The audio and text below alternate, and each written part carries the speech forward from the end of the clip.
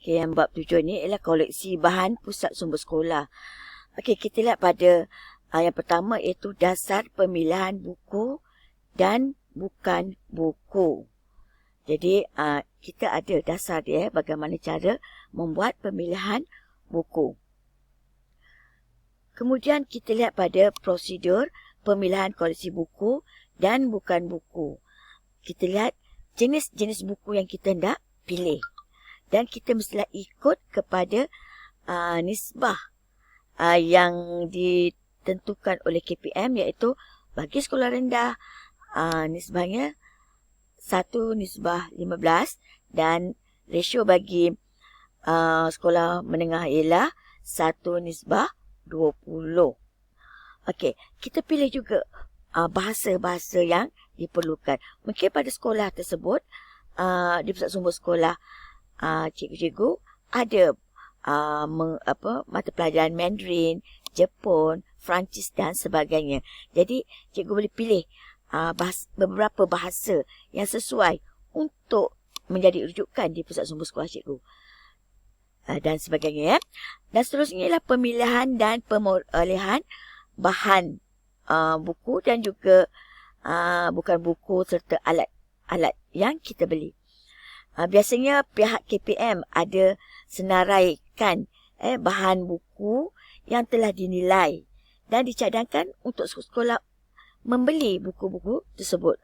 Buku-buku yang dinilai ini telah mengikut standard yang sesuai untuk penggunaan pada pusat sumber sekolah kita. Okey, bagi pemeliharaan dan pemeliharaan koleksi bahan buku dan bukan buku ini, iaitu kita pastikan buku-buku ini selamat daripada serangan serangga seperti anak-anak dan juga ulat buku. Kalau anak-anak tu, kalau pusat sumber kita pada rak tersebut dah diserangi oleh anak-anak, pastikan buku baru atau lama yang berada di rak yang diserang oleh anak-anak perlulah dilupuskan, mesti dibuang. Sebab kita tak mahu ada jangkitan pada buku-buku lain. Jadi semua buku di rak tersebut mestilah dibuang dan dilupuskan, ya. Dan kita juga perlu pastikan pencahayaan dan juga pengudaraan pusat sumber kita. Ini bertujuan untuk menjaga pusat sumber kita, kualiti buku yang ada di dalam pusat sumber kita. Jadi, yang pertama tadi ialah pemeliharaan, iaitu bagaimana kita jaga buku-buku kita dari segi pencahayaan dan pengudaraan, serta pastikan selamat daripada serangan serangga. Dan kita juga perlu membuat pemeliharaan di mana seandainya buku-buku kita rosak, perlulah kita buat baik pulih. Kita adakan awet jilid, Okey. Dan kita menyediakan racun serangga untuk mengelakkan buku-buku kita diserang oleh ulat buku dan anak-anak. Dan kita pastikan pusat sumber sekolah kita ini tidak mengundang serangga dan haiwan perosak. Contohnya macam makanan-makanan, sebab tu tidak digalakkan di dalam pusat sumber sekolah ni ada makanan.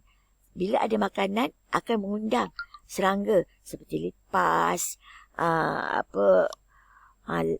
lalat ke kan, yang akan ataupun tikus yang akan merosakkan koleksi buku kita di pusat sumber sekolah. Okey, seterusnya bab ke-8 ini amat penting kerana ia melibatkan keuangan pusat sumber sekolah. Okey, kita perlu ada prosedur keuangan. Mesti ada pekeliling, cikgu, Cari pekeliling keuangan untuk pusat sumber sekolah. Cara bagaimana kita membeli dan mengendalikan keuangan yang diperuntukkan kepada kita.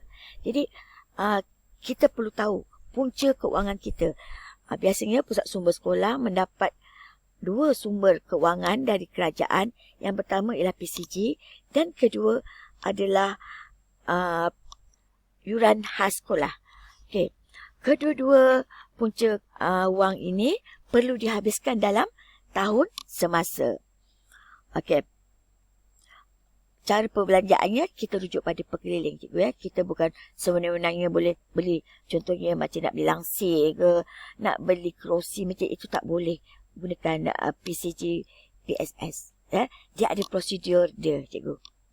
Okey. Kemudian setelah kita dapat anggaran, kita dapat kewangan yang diperuntukkan kepada kita, kita perlu membuat anggaran perbelanjaan yang hendak kita gunakan wang tersebut. Buat kertas kerja untuk setiap aktiviti yang kita hendak gunakan wang tersebut untuk pembelian dan juga aktiviti. Seterusnya, membuat laporan kewangan. Okey, laporan kewangan ini perlulah selaras atau sama dengan laporan kewangan dari sekolah. So, kita kena berbaik dengan kerani sekolah, cikgu. Kerani kewangan, terutama kerani kewangan, kerana kita perlukan pertolongan mereka dari segi mendapatkan invoice, mendapatkan baki kewangan yang ada dalam pusat sumber kita. Jadi bagaimana kita nak membelanjakannya? Jadi kita mesti merujuk juga kepada kerani kewangan sekolah kita. Okey, seterusnya bab ke-9 ialah organisasi bahan pusat sumber sekolah. Dalam organisasi bahan ini, penting iaitu pengurusan bahan secara berpusat, di mana semua bahan-bahan pusat sumber mestilah kita key in atau kita proses.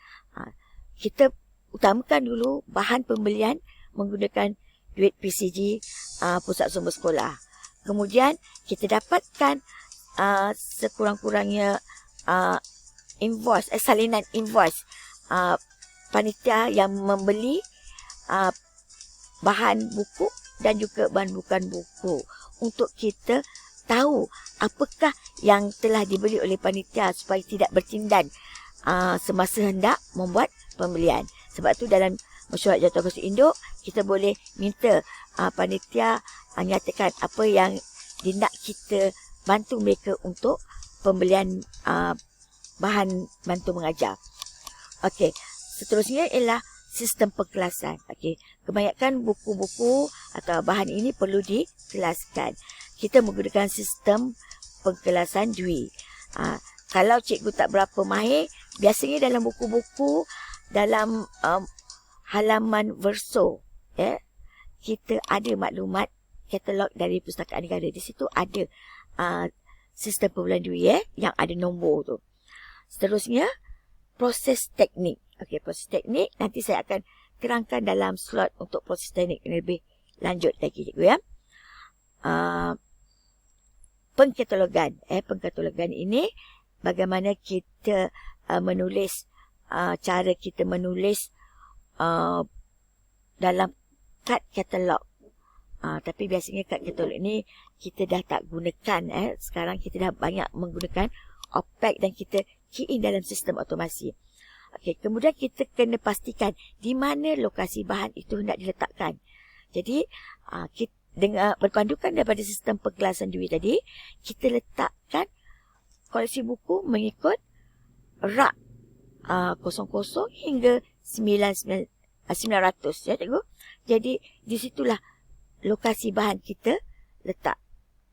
Dan penyusunan bahan. Jadi, penyusunan bahan mestilah sistematik dan cantik serta teratur. Okey, bab 10 ialah aktiviti pusat sumber sekolah.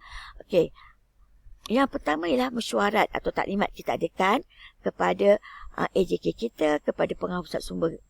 Kemudian kita adakan kursus atau bengkel untuk beri penerangan kepada AJK kita dan juga warga sekolah tentang pusat sumber kita, apa peraturan kita, apa yang kita jalankan aktiviti.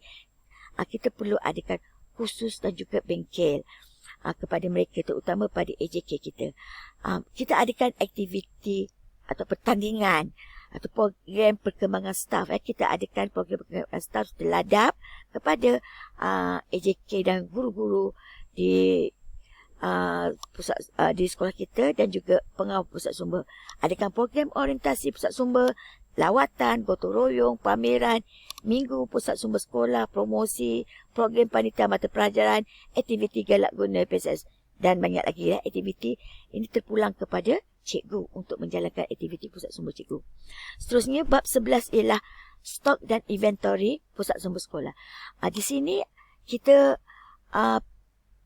perlu tahu apakah harta modal yang ada di dalam pusat sumber kita dan juga apakah inventory yang ada dalam pusat sumber sekolah kita.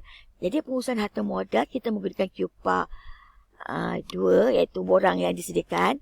Kita adakan penyegadaan harta modal, daftar inventory QPA 3, daftar bekalan pejabat J3 dan kad petak, rekod perolehan bahan buku, rekod perolehan bahan bukan buku, rekod perolehan akhbar dan rekod perolehan majalah. Jadi rekod perolehan ini penting juga. Sama ada kita gunakan secara otomasi ataupun secara manual. Biasanya rekod perolehan buku dan rekod bahan bukan buku kita key in atau kita masukkan dalam sistem otomasi. Bagi yang mempunyai sistem otomasi. Rekod perolehan akhbar dan majalah iaitu rekod bulanan dan harian kita. Kalau akhbar harian, kalau majalah bulanan. Tu kita adakan juga semakkan stok buku-buku, semua peralatan kita ada semakkan yang nak dilupuskan dan juga dihapus kira.